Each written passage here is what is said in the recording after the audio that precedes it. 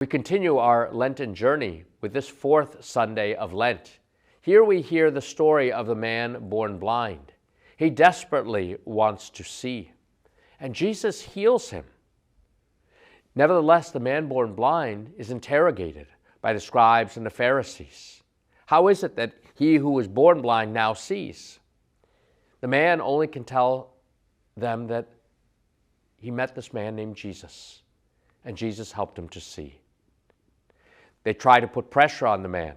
He's put out of the temple, but he comes to Jesus, and he's grateful, and he worships him. Many times we come to faith.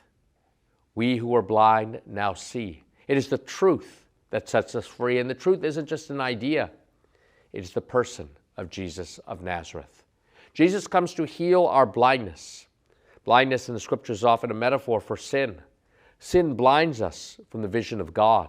Sin blinds us from seeing our brothers or sisters made in God's image and likeness. Sin blinds us and paralyzes us and keeps us from seeing the beauty of what God has created all around us. Just like Jesus approached the Samaritan woman at the well, Jesus' heart is always moved with compassion. He has a heart that sees where mercy is needed, and he responds. He first comes to the man born blind, and he heals him. Later on, when the man born blind is willing, even in the face of pressure and persecution, to witness simply to what Jesus has done, that is, to confess the truth, and is left alone, put out by fellow worshipers, put out even by his family members, Jesus again is there for him. Sometimes witnessing to Jesus costs us something. There's no such thing any longer as cheap grace. To be a Catholic today, to be a Christian today, to be a believer is to say, I will embrace this truth.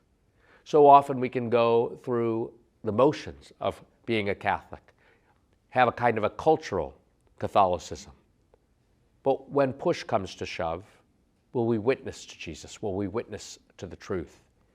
Our brothers and sisters in the Holy Land, our brothers and sisters in Africa, in China, are persecuted constantly for their faith, and yet they witness.